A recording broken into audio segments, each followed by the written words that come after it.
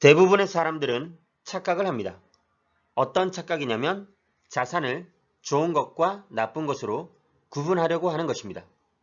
저는 부동산 투자자이므로 아파트를 예로 들면 서울의 강남 아파트, 그리고 지방 시골의 아파트, 이렇게 구별하려 합니다. 하지만 투자자의 시선은 다릅니다. 그 자산의 본질 가치에 대비했을 때 싼 것인지 비싼 것인지가 더 중요합니다. 서울 강남의 아파트는 누구에게나 선망의 대상입니다. 하지만 지금 시점에서 가격이 싼 것인지 비싼 것인지는 또 별개의 문제입니다. 투자자라면 수익을 내기 위해서 좋은 것을 비싸게 사는 것이 아니라 좀 덜 좋더라도 쌀 때 싼 가격으로 사야 합니다. 그렇다면 투자자는 싼가 비싼가의 저평가 여부를 확인할 수 있어야겠죠? 그럼 이것을 전제로 무주택자에게 꼭 필요한 두 가지를 말씀드리겠습니다. 첫째, 집값에 대해서 정확하게 이해하고 이를 받아들이는 것입니다. 이는 어떻게 보면 쉽고 또 다르게 생각하면 어렵습니다. 반면에 가장 중요한 내용이기도 합니다. 왜냐하면 사람은 어떤 충격적인 계기나 사건이 없는 이상 스스로 노력에 의해서 마인드를 바꾸는 것이 참 쉽지 않으니까요. 그럼 집값에 대해서 무엇을 이해하고 받아들여야 하는지 한번 들어보세요. 무주택 실수요자라면 할 수 있는 일과 할 수 없는 일을 잘 구분해야 합니다. 무슨 이야기냐 하면 집값이 올해 하반기에는 어떻게 되고 내년 상반기에는 그렇게 될 것이라고 말하는 일은 인간이 할 수 없는 영역입니다. 이와 관련해서 여러 컨텐츠가 있지만 볼 필요가 없는 이유입니다. 여러분이 무주택 실수요자라면 이런 내용에 휩쓸리지 마시고 스스로의 판단에 미래 예측을 개입시키지 않기 바랍니다. 본인이 할 수 있는 것에 집중해야 합니다. 본인이 할 수 있는 것은 집값이 오를지 떨어질지 예측하는 것이 아니라 지금 이 아파트가 싼지 비싼지 살펴보는 것입니다. 이것이 할 수 있는 영역인 이유는 지금 가격은 쉽게 알 수 있기 때문입니다. 그럼 지금 서울 강남 및 수도권의 집값들은 어떨까요? 싸지 않습니다. 비쌉니다. 싸다 비싸다의 기준은 주변 집값과 비교를 하면 알 수 있는데 지금은 전체적으로 모두 비싸서 비교하기도 어렵습니다. 그렇다면 이럴 때는 전세가를 확인하면 됩니다. 전세가율을 살펴보면 지금 너무 낮습니다. 특히 서울과 수도권은 매매가 대비 전세가가 매우 낮고 차이가 나기 때문에 지금 집값은 비싸다고 판단이 됩니다. 매매가 10억인데 전세가 5억이라면 이 집에 살려고 하는 사람들은 전세 대출을 받아서라도 5억은 지불할 마음이 있다는 이야기입니다. 하지만 온전히 매수하려면 10억을 줘야 합니다. 이 차이가 집값의 싸고 비싸고의 기대 심리를 말해줍니다. 그럼 비싸다고 판단했을 때 무주택자 실수요자들은 어떤 선택을 해야 할까요? 비싸다고 사지 말고 기다리면 될까요? 절대 아닙니다.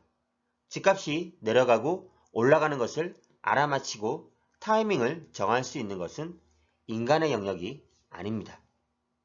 어쩌다가 맞게 되는 것이죠. 집값이라는 것은 비싸다고 해서 무조건 떨어지지 않습니다. 그리고 싸다고 해서 무조건 오르는 것도 아닙니다. 물론 장기적으로 보면 비싸면 조정을 받게 되고 싸면 올라가게 됩니다. 당연한 이치입니다. 하지만 대부분의 생각과 마음처럼 1, 2년 안에 비싸다고 떨어지고 싸다고 반드시 오르지는 않습니다. 이해 가시나요?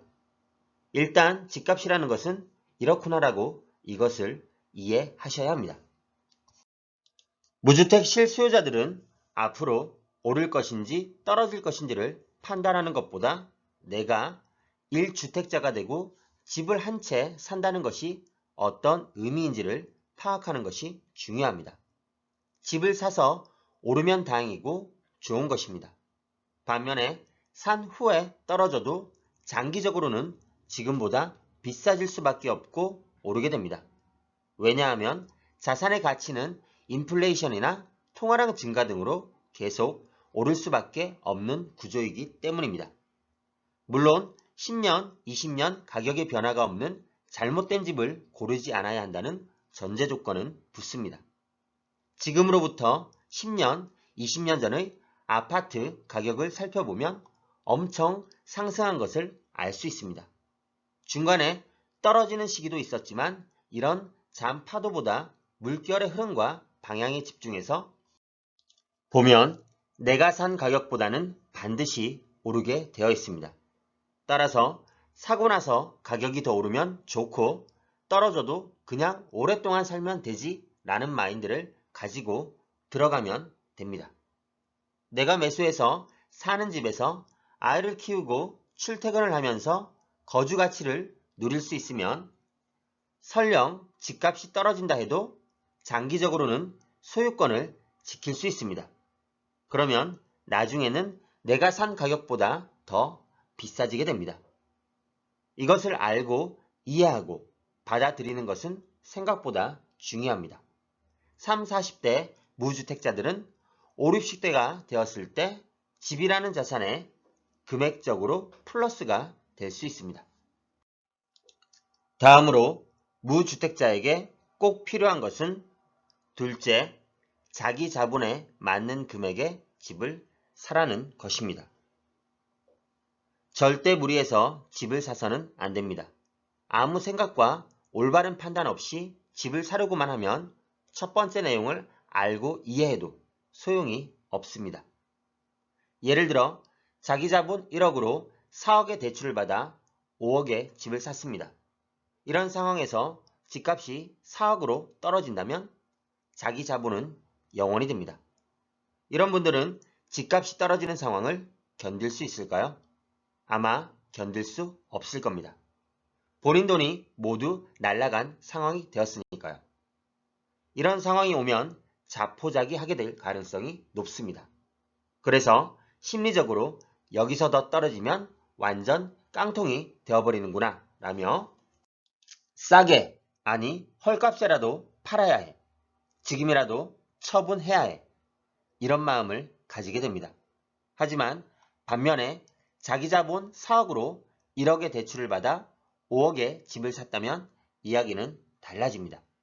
이런 상태에서 첫 번째 말씀드린 집값에 대해서 정확히 이해하고 받아들이고 있다면 말입니다. 그러면 집값이 떨어진다 하더라도 버틸 수 있습니다. 가격이 떨어져도 주변의 학교, 출퇴근하고 있는 직장은 없어지는 것이 아니기 때문에 살아가는데 큰 변화와 어려움이 없습니다. 심리적으로는 무리하지 않는 대출 때문에 부담도 덜 가지게 됩니다.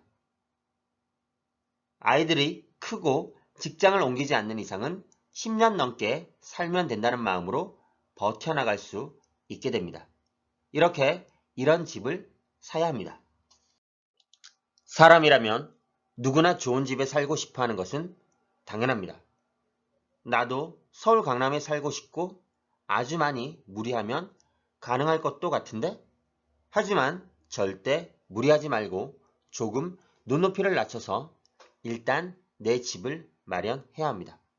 그리고 나서 집값이 상승하면 좋은 것이고 내려가면 어쩔 수 없구나. 내가 비싼 타이밍에 샀으니 그럴 수도 있지 뭐. 이 기회에 직접적으로 부동산 공부도 하면서 슬기롭게 잘 버텨보자. 이런 마음을 가지시면 좋겠습니다. 긍정적인 마음은 항상 좋은 결과를 가져오게 만듭니다. 그래도 아직 집을 사려 하지 않는다면 무주택자라면 생각해 보세요. 집을 사지 않고 거주할 안정적인 집이 없다면 어떨까요? 집을 사지 않으면 부와 자산에 대한 앞으로의 계획과 미래가 없습니다. 집을 사야 대출금도 정해지고 매달 내야 하는 대출 상환금도 계산이 됩니다. 그리고 내 소유의 집에서 살고 있기 때문에 불완전한 거주 상태에서 벗어나 안정적인 생활이 가능합니다. 이것은 살아가는데 굉장히 큰 역할을 합니다. 하지만 아직도 집값이 떨어지기만을 기다리면서 임대를 살아간다는 것은 전세나 월세가에 따라서 내 삶이 끌려가게 됩니다. 전세가 많이 올라서 어쩔 수 없이 다른 곳으로 옮겨야 하지만 마땅한 곳이 없습니다. 아이들을 기존 학교에서 전학시켜야 하고 학원도 옮겨야 합니다. 출퇴근 시간도 바뀌게 됩니다. 이런 상황이 이어지면 자신의 인생을 구체적인 계획을 세워서 이끌어 가야 하는데 그렇게 하기가 힘들어집니다. 그러면서 계속 집을 살까 말까 고민만 하면서 한평생을 보내게 되기도 합니다. 전세 가격이나 매매 가격이 앞으로 얼마나 오를지는 아무도 정확하게 알 수 없습니다. 그래서 마냥 기다리는 것보다는 막연하게 로또를 사서 당첨을 바라보고 있기보다는 집을 사는 것이 훨씬 낫습니다. 만약 지금 여기서 더 올라버리면 무주택자들은 정말 말을 줄이겠습니다. 집값은 그렇게 흘러간다는 것을 이해하고 받아들이시기 바랍니다. 그리고 자기 자본에 맞게 감당할 수 있는 선에서 내 집을 마련하시기 바랍니다. 집값이 떨어지기만을 기다리지 마시고 지금 내 집이 필요한 시점이라면 그 타이밍이 언제든지 간에 집을 사면 됩니다. 올바른 선택을 하셔서 후회를 남기지 않으셨으면 좋겠습니다. 지금까지 시청해 주셔서 감사합니다.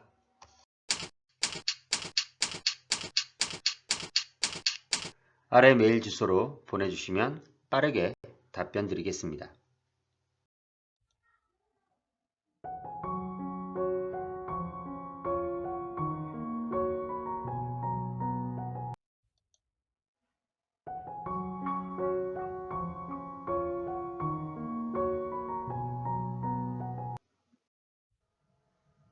네이버 카페에 오시면 더 많은 정보를 확인하실 수 있습니다.